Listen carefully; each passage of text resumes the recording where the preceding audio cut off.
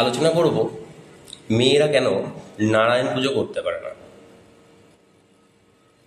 মেয়েদের গোটা দিনের একটা বড় অংশ কাটে রান্নাঘরে আর ঠাকুর ঘরে। আজকের ব্যস্ত মহিলারা চাকরি, অফিস সব সামলাতে নিয়মিত ঠাকুর ঘরে গিয়ে নিত্য পুজো হয়তো করতে পারেন না, কিন্তু বাড়িতে কোনো বড় পুজোর ব্যবস্থা হলে দেখুন সব দায়িত্ব গিয়ে পড়ে সেই মহিলাদের উপরেই। কিন্তু এত কিছুর পরও একটু খেয়াল করে দেখেছেন কি, একটা পুজো কিন্তু মেয়েরা কখনোই করতে পারে না, সেটা হলো নারায়ণ পুজো। একটু খেয়াল করুন, আপনি আপনার ঠাকুমা বা মাকে কখনো নারায়ণ পুজো করতে দেখেছেন কি না? অথচ লক্ষ্মী পুজোর মেয়েদেরই আধিপত্য। কেন মেয়েরা নারায়ণ পুজো করতে পারেন না? আসেন আজ সেই সম্পর্কেই একটু বিস্তারিত আলোচনা করব। শাস্ত্র বলে, শাস্ত্রে কিন্তু বলেছে যে মেয়েরা নারায়ণ পুজো করতেই পারে। তাই মেয়েরা নারায়ণ পুজো করতেই পারে এই শুধুমাত্র মাসিকের দিনগুলোতে সাধারণত যেমন মেয়েরা পুজো করে না, তেমনই পুজো করবে না। আমরা শাস্ত্র থেকে প্রমাণও দাখিল করতে পেরি। স্কন্দপুরাণে ভগবান ব্রহ্মা আর নারদ মুনির কথোপকথনের একটা অংশ আছে। সেখানে একটা শ্লোক হচ্ছে, স্ত্রয়ী বা যদি বা শ্রদ্ধা ব্রাহ্মণ ক্ষত্রিয় বৈষ্ণব পূজ্যতা শিলাচক্র লভন্তে শাশ্বতম বাদম।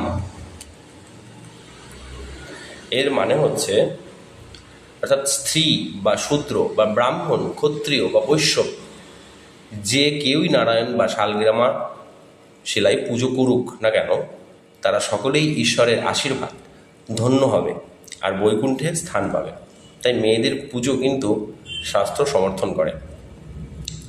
আগে হ্যাঁ, মেয়েরা যে পুজো করতে পারেন না নারায়ণের, সেই সপক্ষে কিন্তু মত আছে। এই নিয়ে অবশ্যই দুটো মত, আসুন আমরা জেনে নিই কী বলছেন। একটি মত বলছে যে যেহেতু মেয়েদের উপনয়ন নেই, তাই পুজোতে মেয়েদের অধিকার নেই।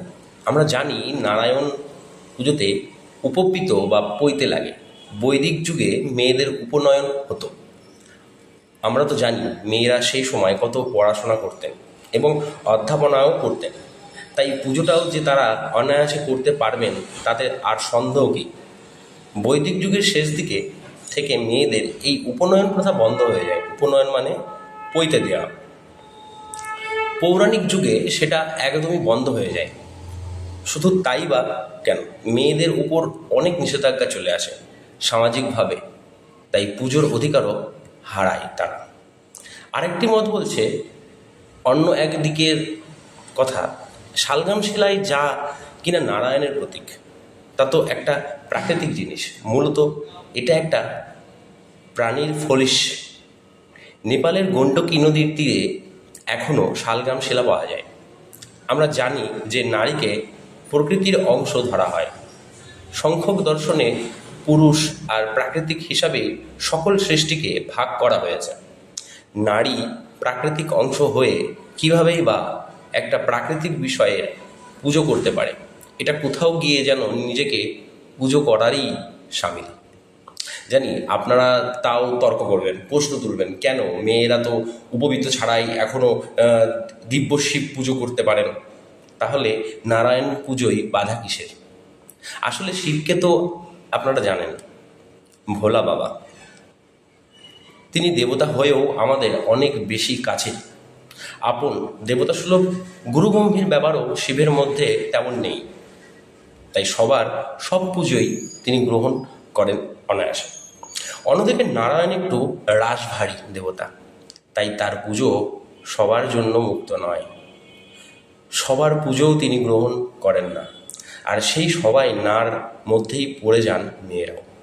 তাই আজ মেয়েরা নারায়ণ পুজো করতে পারেন না, কিন্তু মন দিয়ে ডাকলে ঈশ্বর তো সবারই।